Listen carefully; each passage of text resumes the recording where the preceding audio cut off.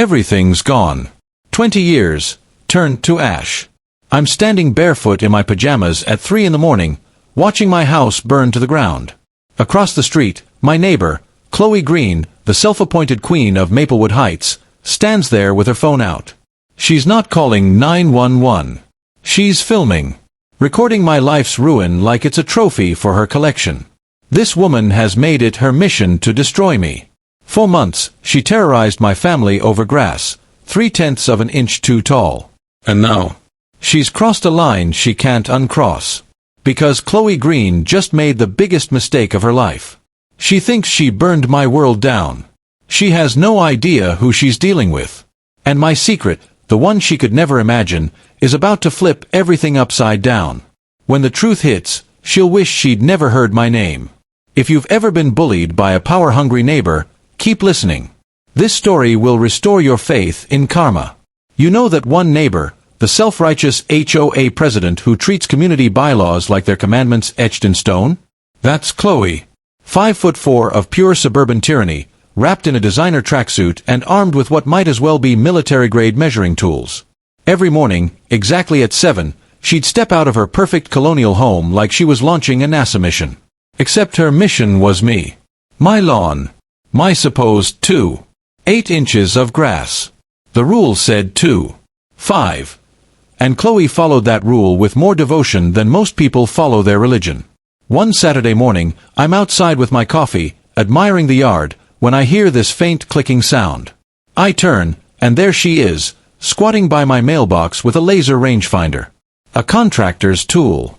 She's aiming it at my lawn, muttering numbers under her breath like some kind of suburban Rain Man. 2.8 inches, Mr. King, she says, standing up and brushing her knees like she's closing a case. The regulation is 2.5. Then she starts taking selfies, with my lawn. Smiling, clipboard in hand, posing like she just solved world hunger. 3 days later, a certified letter lands in my mailbox. Official HOA letterhead. Chloe's signature at the bottom. A $2,500 infrastructure assessment, plus $100 a day in fines until I brought my property into compliance. $2,500 for grass. So I show up at the next HOA meeting, ready for war. It's held in the community center, beige walls, bad lighting, that familiar smell of bureaucracy. 30 residents there, tops. And at the front table, Chloe sits like a judge, flanked by her loyal board. She's got charts. Actual pie charts showing neighborhood compliance rates and property value trends. Who does that? Who makes PowerPoints about grass? When I challenge the fine, Chloe pulls out a folder, thick, heavy, labeled with my address. Inside, photos of my trash cans, notes on fence height, timestamps of my porch light being on too late. She's been documenting my life like it's a criminal case file. Democracy means majority rules, Mr. King, she says with that icy smile. You're outvoted. And just like that, she moves on to the next item on the agenda, like I'm a ghost. But then, I see him. In the corner, a man in a tailored suit. Doesn't belong here. He's shaking hands with Chloe, handing her blueprints, maps. I catch a glimpse. My street is highlighted in yellow. Later, I find out who he is. Michael Ross. Big shot developer. And guess what? He's been buying up every house in Maplewood Heights. 47 out of 48, to be exact. I'm the last holdout. Suddenly, that $2,500 fine makes perfect sense. The real game wasn't grass height, it was pressure. They wanted me gone. Because when Ross closed his deal, every HOA board member got a development bonus. In other words, kickbacks. My so-called grass violation was never about rules. It was about greed. Then came the kicker. Inside that same certified letter, behind the fine notice, was a photo of my house. A red X slashed across the siding. 2 words printed underneath. Pay up. That's when I knew this wasn't just a neighborhood dispute anymore. This was war. And they picked the wrong man to push out. And that's when it hit me. Chloe Green had just shown me exactly how far she was willing to go. You ever have that moment when someone crosses a line so far you can't believe it's real? When your brain's trying to catch up to how wrong it is. Yeah. Buckle up, because Chloe was just getting started.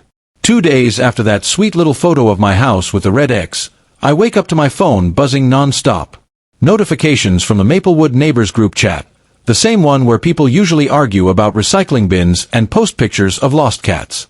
Except this morning, it's a wildfire.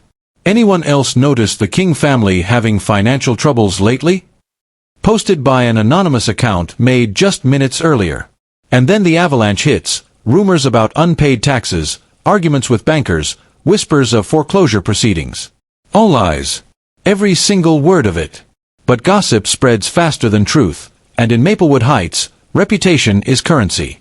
Within an hour, I can feel the shift. Dog walkers slowing down when they pass my house. Curtains twitching. Neighbors whispering like they're watching a slow-motion car crash.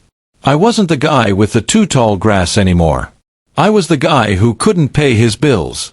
The guy falling apart. But the real show started when I tried to leave for work. I'm backing out of my driveway, 5 minutes late, still half asleep, mentally drafting an email to HR explaining why I'll be late again, when I hear a bang against the back of my car. I slam the brakes. Look in the mirror. And there she is. Chloe Green. Standing dead center behind my trunk, arms crossed, jaw set, blocking my car like she's some kind of human barricade. Not beside it. Not waving me down. Right behind it. "You're not leaving until we settle this," she declares, loud enough for half the neighborhood to hear. And, of course, because the universe loves irony, this is exactly when Mrs. Patterson from 3 houses down decides to jog by, Mr. Chen strolls past with his golden retriever, and the Hendersons' teenage son parks himself at the bus stop with a front row seat.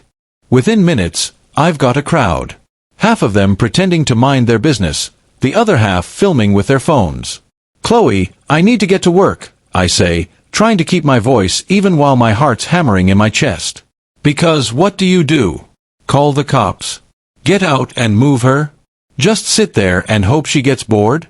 She's dressed head to toe in coordinated workout gear, shoelaces matching her water bottle, every strand of hair in place. She looks ready for a marathon, not a meltdown. "Your work," she sneers, her laugh slicing through the air like nails on glass. "What about my property values, Daniel? What about the standards we're all trying to maintain?" And then, of course, she turns to face our little audience like she's giving a campaign speech. This is what happens when people ignore the rules, everyone. This is why our community needs strong leadership. I'm trapped in my own driveway while this woman uses my car as her podium. It's a circus, and I'm the exhibit. Then she pulls out her phone. Starts dialing. "Officer, I'm being threatened by an unstable neighbor," she says into the speaker. "He's been acting erratically. I'm concerned for everyone's safety." I'm still in the driver's seat, engine idling, hands nowhere near anything threatening, and she's playing the victim like she's auditioning for Dateline. 15 minutes later, the squad car rolls up. 15 minutes of me sitting there, trapped, while Chloe works the crowd like she's running for office. When Officer Miller steps out, she shifts gears instantly. Gone is the commanding voice and cold authority. Now she's soft, trembling, all concern. "Officer, he's been under so much stress lately," she says, her tone perfectly rehearsed. "Financial issues, you know how it is. And when I tried to talk to him about some small property matters, he got agitated. I'm worried about escalation. It's a performance. And the woman deserves an Oscar. By the time the situation's resolved, I've lost an hour and a half, and most of my dignity. When I finally get to work, my boss is already waiting. "Daniel, you missed the morning meeting," he says. "We can't have employees with legal issues. Maybe you should take some personal time." Just like that, Chloe's little neighborhood stunt has reached my job. My reputation, my standing, my livelihood, crumbling in sync. But that wasn't the worst part. As I pulled out of my driveway, trying to calm down, I felt it, something off under my foot. The brake pedal. Soft. Spongy. At first, I thought I imagined it. I pressed again. Nothing. And then, as I rolled toward the main intersection, traffic thick with commuters, the truth hit me. My brakes were gone. No resistance. No pressure. Just a sinking pedal and the roar of engines ahead. You know how they say time slows down in a crisis? They're not lying. Every detail burned into my mind. The glint of sunlight on windshields, the thump of my heartbeat in my ears, the scream of rubber as I yanked the wheel. Because in that moment, I realized something with terrifying clarity. This wasn't about harassment anymore. It wasn't about fines or bylaws. Someone wanted me gone. And I was about to find out just how far Chloe Green, and whoever was backing her, was willing to go to. At that intersection, with dead brakes and my life hanging in the balance, everything became crystal clear in the worst possible way. To my left, a school bus full of kids heading to Maplewood Elementary. To my right, a line of commuters moving 40 miles an hour. And straight ahead, a concrete retaining wall waiting to turn me into a headline. I'm pumping the brake pedal like I'm trying to strike oil. Nothing. Just that hollow clank of metal on metal, the sound that tells you it's over. Then I hear it, honking. Not the usual impatient kind, but this panicked, desperate blare that cuts through the chaos like a fire alarm. I glance in the rearview mirror. There's a pickup truck barreling down on me, horn screaming, the driver waving his arm out the window like he's trying to stop a runaway train. It's Pete Parker, my neighbor from 2 streets over. The guy who never got sucked into HOA politics, who'd rather talk about baseball and plumbing repairs than bylaws and fines. A divorced dad with a 12-year-old daughter, Emma, the kind of good neighbor you hope you'll still have when everyone else loses their minds. The next few seconds unfolded like a scene from an action movie, only without the slow-motion heroism or dramatic soundtrack. Just raw terror. Pete pulls up alongside me, still honking, still shouting something I can't hear over the roar of my engine and my own heartbeat. But I can read his lips. Jump out! Jump out now! The problem is, jumping out of a moving car isn't as easy, or as survivable, as it sounds. Even rolling at a crawl, I'd probably end up as roadkill before I solved the problem of not wanting to die. But Pete had already thought ahead. He guns his truck forward, slides in front of my car, and starts slowing down, using his own vehicle as a human shield. He's literally turning his truck into a cushion to stop me before I plow into a wall or, worse, that bus full of kids. He's risking everything, his safety, his truck, his livelihood, to save mine. And all I can think, as the inevitable collision draws closer, is how I'm about to ruin the one decent man left in this neighborhood. The impact wasn't cinematic. No explosion, no shattering glass, just a brutal, bone-deep crunch. My front bumper crushed into Pete's tailgate at maybe 15 miles an hour. Just enough to stop me cold, not enough to kill us both. But that sound, the grinding twist of metal folding in on itself, will haunt me for the rest of my life. For a moment, I couldn't move. Hands locked on the steering wheel, breath caught in my chest, brain struggling to process the fact that I was still alive. Then the driver's side door flew open, and Pete was there. "Dan, you okay? You hurt anywhere?" he shouted, pulling me out like I was family. And the thing that floored me, he wasn't angry. He wasn't even looking at his destroyed tailgate or the mangled bumper dragging across the pavement. He was looking at me, checking my pulse, my eyes, making sure I could stand. The man had just sacrificed his truck to save me, and all he cared about was whether I was breathing. Then he crouched down beside my car, peering underneath. When he stood up again, his face had gone pale. "Someone sabotaged your brakes," he said quietly. "This wasn't mechanical failure, Dan. Someone cut your brake lines." The way he said it, calm, certain, hit me harder than the crash itself. Pete Parker wasn't a conspiracy theorist. He wasn't dramatic. He was a plumber, a man who lived by what he could see, measure, and fix. If Pete said my brake lines had been cut, then someone had deliberately tried to kill me. That's when the truth hit like ice water down my spine. Chloe Green hadn't just been harassing me. She hadn't just been trying to force me out. She'd escalated to attempted murder. Standing there in that intersection, surrounded by the wreckage of 2 vehicles and the distant wail of approaching sirens, I realized my HOA president had just tried to end my life. And Pete, steady, quiet Pete, had just saved it. "She's dangerous, Dan," he said as we waited for the police and fire department to arrive. His voice was low, urgent. "This isn't just greed or power anymore. This woman's unhinged. Promise me you'll be careful." He pulled out his wallet and showed me a photo, his daughter, Emma. Bright eyes, gap-toothed smile, The kind of kid who still believed the world was mostly good. "I couldn't live with myself if something happened to you," he said. "And I've got to make sure I'm around for her. So please, just watch your back. She's not done yet." We shook hands, hard. And in that moment, I realized that in a neighborhood where everyone else had turned away or stayed silent, Pete Parker was the only real friend I had left. He'd risked everything for me, and I owed him everything. But what I didn't know, what I couldn't know, was how much that debt would cost both of us. Because looking back now, that morning should have been the turning point. The end of the nightmare. Instead, it was the setup for something far worse. 3 weeks later, I couldn't sleep. Not because of guilt or stress, though there was plenty of both, but because every creak, every rustle, every whisper of wind against the window made my pulse spike. When someone's already tried to kill you once, paranoia starts to feel like common sense. Every time the house settled, I thought it was her. Every time the cat next door knocked something over, I thought I heard footsteps in my yard. Every sound in the night felt like a warning. Linda, my wife, kept telling me I was imagining it. That I was letting Chloe live rent-free in my head. But deep down, I knew better. Because Chloe Green didn't stop when she won. She stopped when there was nothing left to destroy. It was a Thursday night in late July when everything changed. The storm warnings had been running all day, one of those summer systems that takes its time gathering, then hits like it's got something personal against you. By 9, the power was flickering every few minutes. By 11:30, lightning was cracking close enough to rattle the glass in the window frames. I was in bed, reading legal briefs by flashlight, when I caught a smell that didn't belong in our room. It wasn't rain, and it wasn't ozone. It was plastic. Burning plastic. Sharp, chemical, and getting stronger by the second.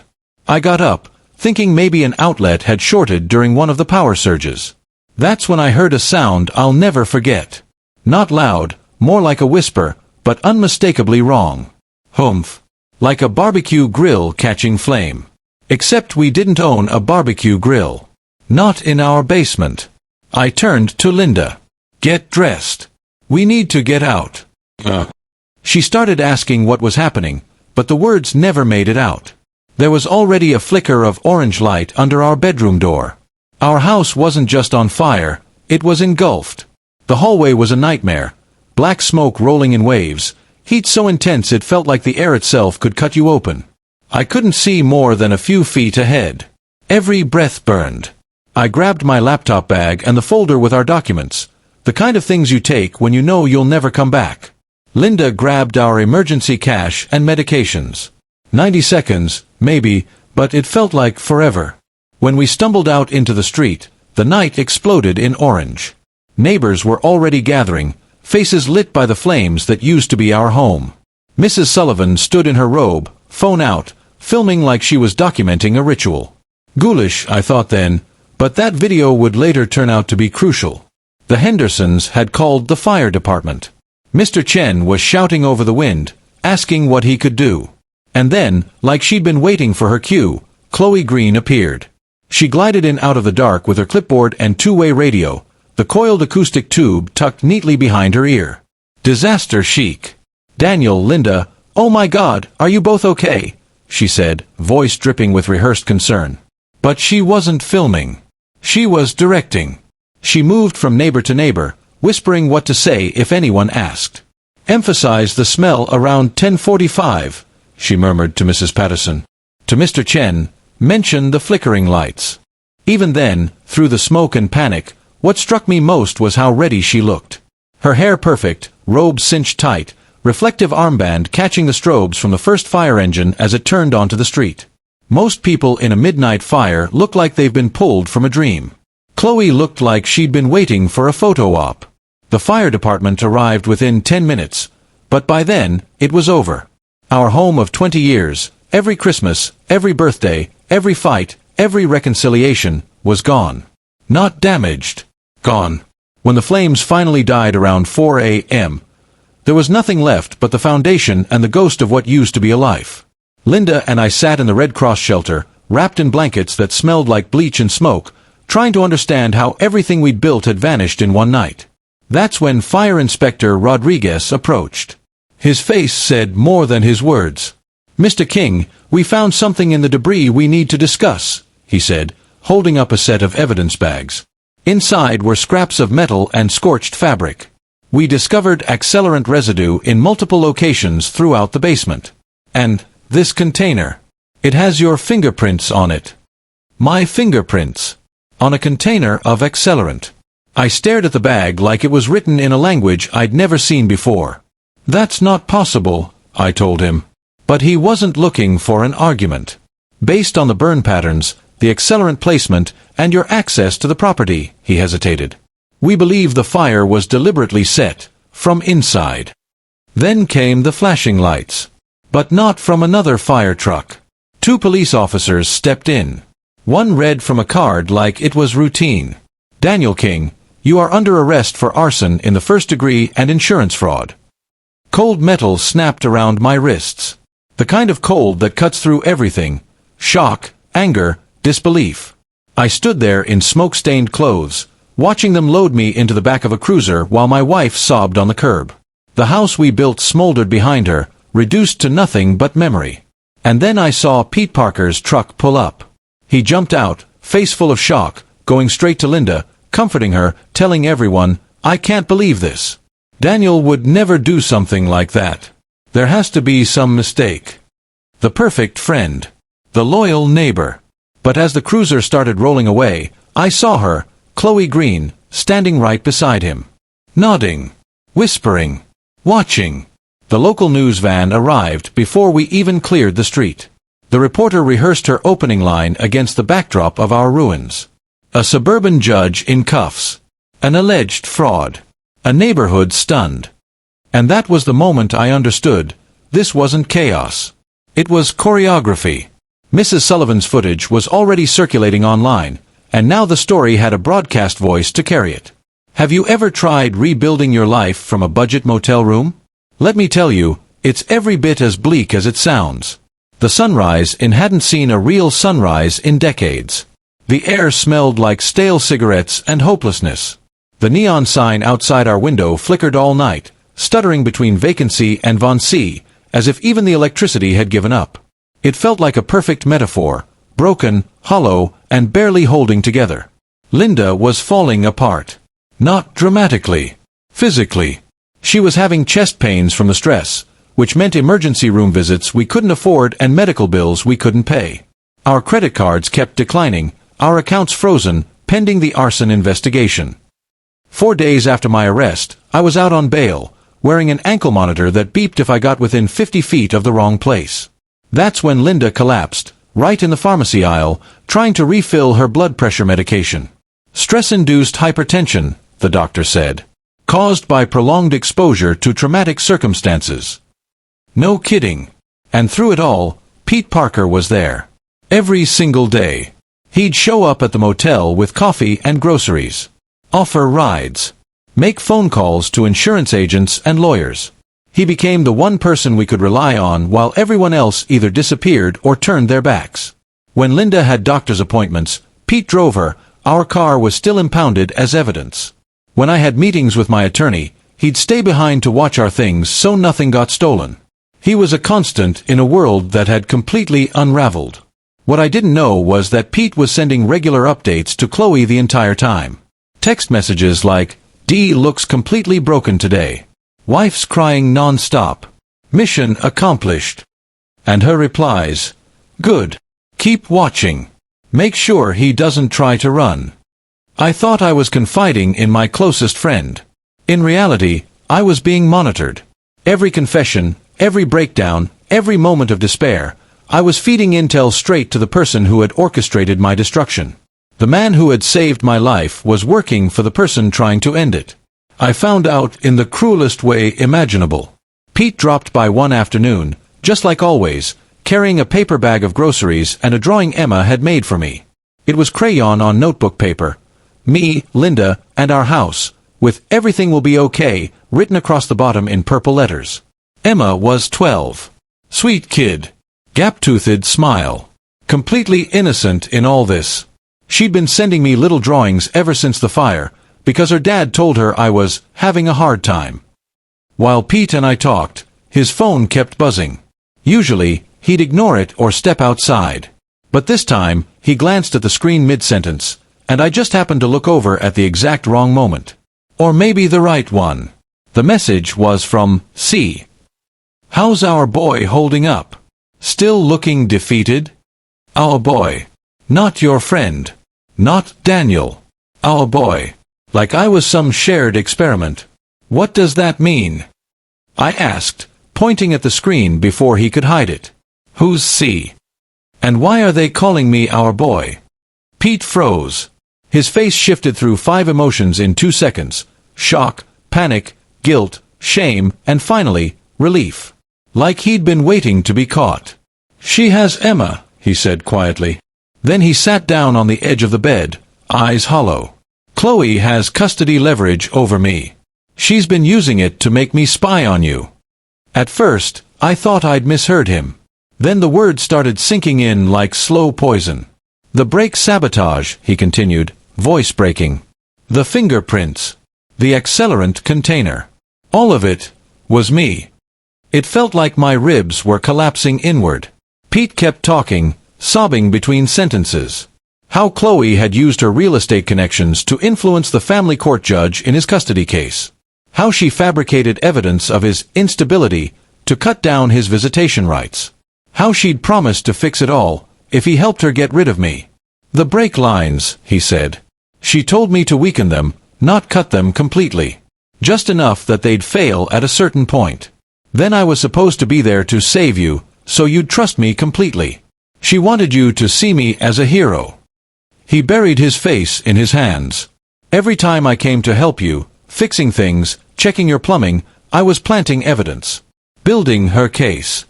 It was like hearing my own eulogy from the mouth of the man delivering the knife. Pete Parker, the neighbor who'd saved my life, had never been saving it at all. He'd been using it. And the cruelest part? I believed him. Every word. Because by then, I'd learned exactly how far Chloe Green would go to destroy someone. He'd saved my life because it was part of a bigger plan to ruin it more completely later. Sitting there in that dingy motel room, listening to the only person I thought I could trust confess how he'd been dismantling my world piece by piece for months, I finally understood something awful. Chloe Green hadn't just burned down my house. She'd burned down my ability to trust anyone ever again. 3 weeks after Pete's confession, I was back in familiar territory that suddenly felt foreign. The defendant's gallery of my own courtroom. Not as the defendant, obviously, but as the victim, watching my neighbor get arraigned for arson, conspiracy, and about 6 other felonies the district attorney had managed to stack after seeing the evidence. It's a strange feeling, seeing your own workspace from the wrong side of the bench. The room I'd commanded for 15 years suddenly looked enormous, almost hostile. The judge's bench, my bench, towered above me like something out of an ancient temple. Then Chloe walked in. Designer suit, perfect hair, posture like she was heading to a board meeting instead of a felony hearing. Marcus Smith was beside her, one of the county's priciest defense attorneys, known for his ability to spin poison into perfume. Chloe looked calm, even bored. Like this was all just a tedious misunderstanding that would be cleaned up once the adults in the room started talking sense. She'd posted the $50,000 bail without hesitation. Her real estate empire was still throwing off enough cash to buy her way out of most problems. In her mind, this was going to end with community service and maybe a fine. The bailiff called the courtroom to order, and Judge Patricia Hayes took the bench. Patricia and I had known each other for years. Judicial committees, outreach programs, those endless luncheons where we all pretended to enjoy policy talk. Normally, seeing her in my courtroom would have been unremarkable. But these weren't normal circumstances. "Before we begin," she said, her tone crisp and formal, "the court must acknowledge a conflict of interest. This case involves allegations against Judge Daniel King, who normally presides in this courtroom. Judge King has filed the appropriate recusal motions. He is present today solely as a victim and witness. Is this understanding clear to all parties?" That's when it happened. The moment Chloe Green realized exactly who she'd been terrorizing for the past 6 months. I watched the understanding bloom across her face like a slow, cruel sunrise. Confusion first. Then recognition. Then horror. The quiet neighbor whose grass measurements she'd obsessed over, the man she'd tried to frame, harass, and ultimately destroy, was a 15-year veteran of the county court system. Marcus Smith leaned in close, whispering frantically in her ear. I could almost see the panic calculations behind his eyes, revised defense strategies, plea deals, damage control. Because when you threaten, harass, and attempt to murder a sitting judge, the penalties multiply fast. Federal charges alone could bury you for decades. And that was before the state charges: arson, conspiracy, insurance fraud, witness intimidation, stacked like bricks on a tomb. The state's attorney, Jennifer Walsh, laid out the evidence with surgical precision, the kind that makes defense lawyers break into cold sweats. The video footage from Mrs. Sullivan's security camera, she said, shows the defendant and her accomplice approaching the victim's property on the night of the fire. Accelerant analysis confirms deliberate ignition using strategically placed materials. The accomplice, Peter Lang, has signed a confession detailing months of coordinated harassment, planted evidence, and intimidation. Text records verify communication between the two throughout the conspiracy. Then came the real knockout punch. Financials. Emails between Chloe and developer Michael Ross, discussing final obstacle removal, dated the day before my home burned. Bank transfers from Ross's company to Chloe's business, conditional on neighborhood acquisition completion. Insurance records showing she'd taken out additional policies on adjacent properties, effectively betting on tragedy to force more sales. Your Honor, Walsh continued, her voice calm but heavy with conviction. The defendant orchestrated a sustained campaign of harassment, intimidation, and arson against a sitting judge for financial gain. She exploited custody leverage against an accomplice, planted false evidence, sabotaged the victim's vehicle, and set fire to an occupied dwelling while its residents slept. This conduct represents an ongoing danger to the community and warrants detention without bail. Marcus Smith stood to object, voice smooth and unconvincing. He argued for reasonable bail, claiming his client was a respected community member with deep ties and no violent record. It was a weak play. Hard to paint someone as harmless when they've tried to burn you alive over property lines. Judge Hayes listened, expression neutral, then set bail at $500,000. Chloe didn't flinch. She could afford it. Her empire was still worth millions. Then came the best part, the moment of poetic justice that I'll probably remember for the rest of my life. Smith straightened his tie and tried a new angle.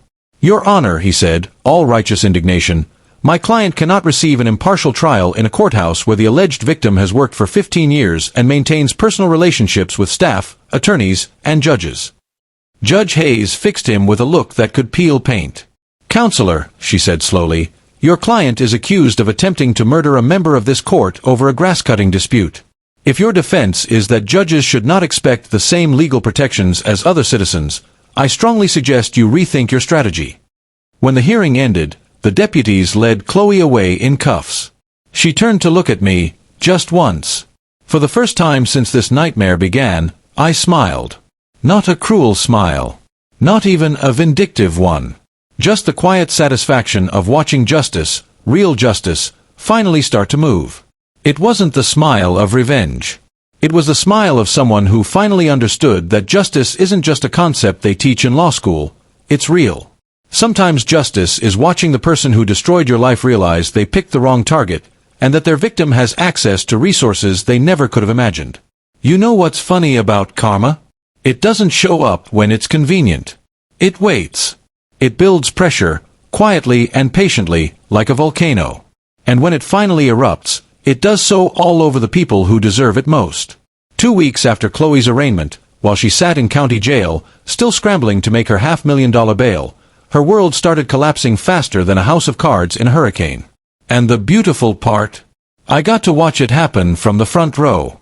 First, her real estate license was suspended pending the outcome of her criminal case.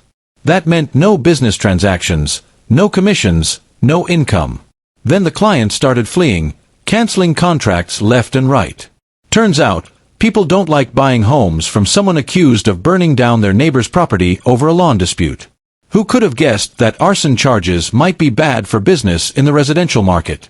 But the real gut punch came when the district attorney's office began digging deeper into her finances.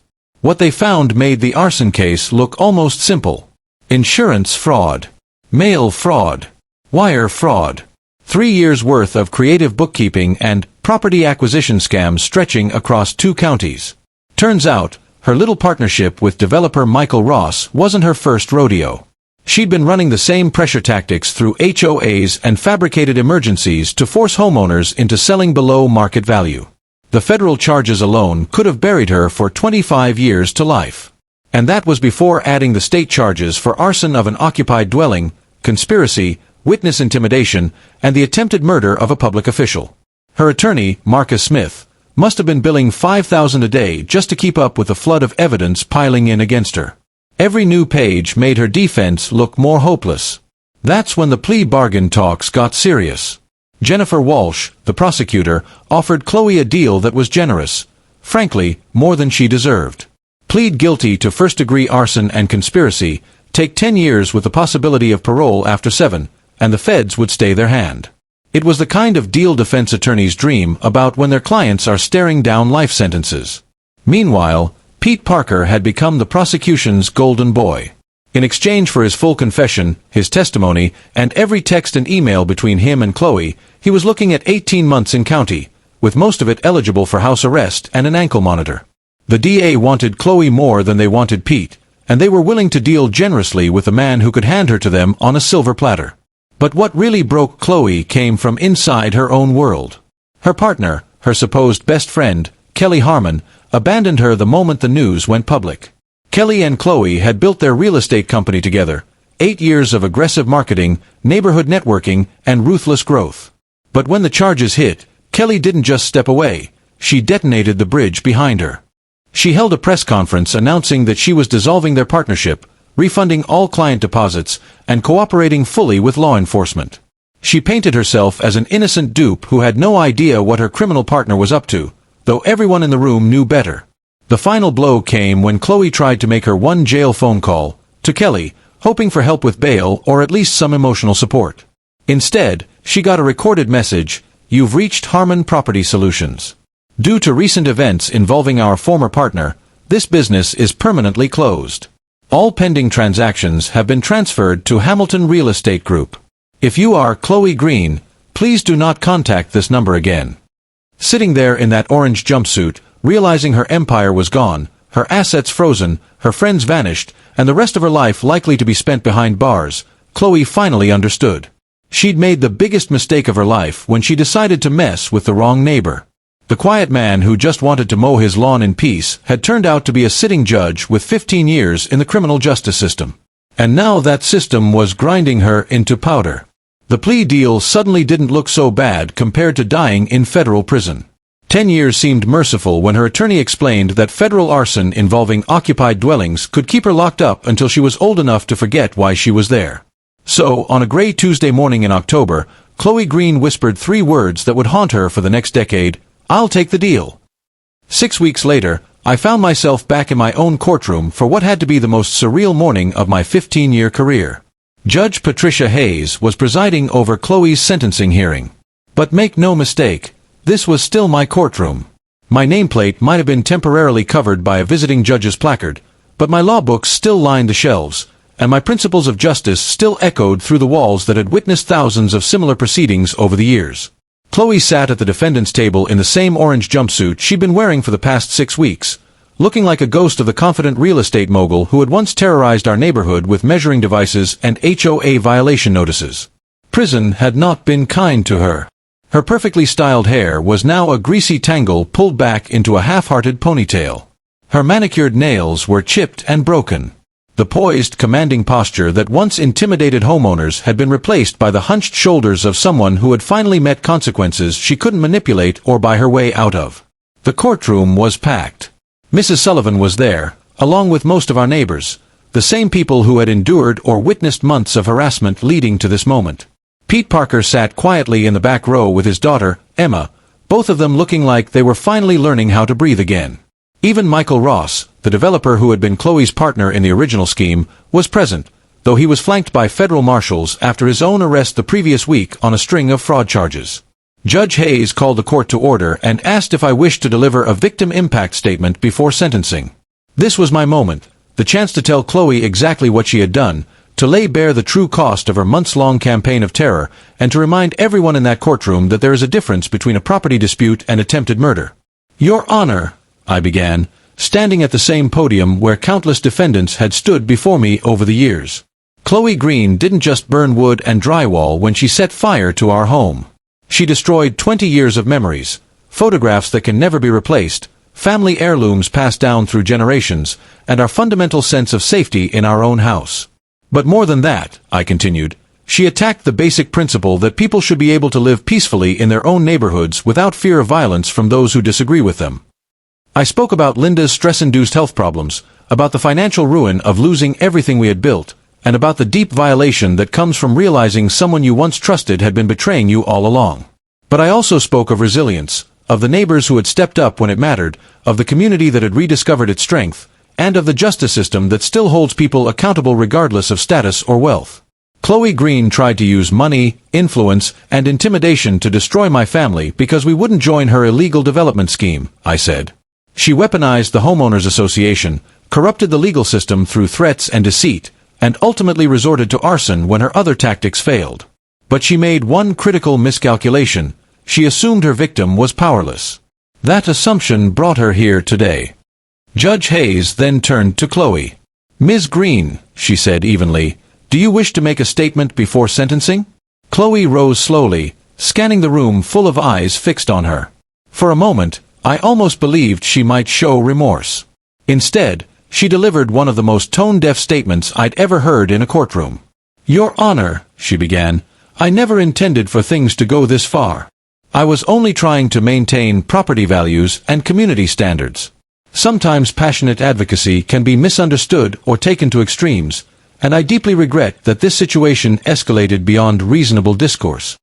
She actually tried to frame attempted murder as passionate advocacy. The woman was standing in front of a judge, wearing prison clothes, about to be sentenced to a decade behind bars, and she was still trying to spin a campaign of terror as a misunderstanding. Judge Hayes stared at her with the kind of look that usually precedes a very long prison sentence. "Ms. Green," she said coldly, "the court finds that you showed a callous disregard for human life, engaged in a months-long conspiracy to defraud and intimidate your neighbors, and ultimately attempted to murder a sitting judge and his wife over a property dispute. Your actions represent a fundamental threat to the rule of law and to community safety." The sentence landed like a gavel on stone. 10 years in state prison, no parole eligibility for 7. $485,000 in restitution to the victims. Lifetime prohibition from serving in any HOA capacity. A permanent restraining order barring all contact with the victims or their families. As the deputies guided Chloe toward the side door, she kept her eyes down until the threshold, then lifted them toward the empty front row, where the HOA board used to sit during our community meetings. Whatever defiance she'd worn for months evaporated in that moment. No more plans, no more control, just the hollow recognition that the room she'd once tried to bend had finally closed its doors on her. Walking out of that courtroom, holding Linda's hand, and heading home to the new house we had built on the same foundation where the old one once stood, I felt something I hadn't felt in months. Peace. Not vengeance. Not satisfaction. Just peace, the quiet kind that comes from knowing justice had been served, and that sometimes bullies really do get exactly what they deserve.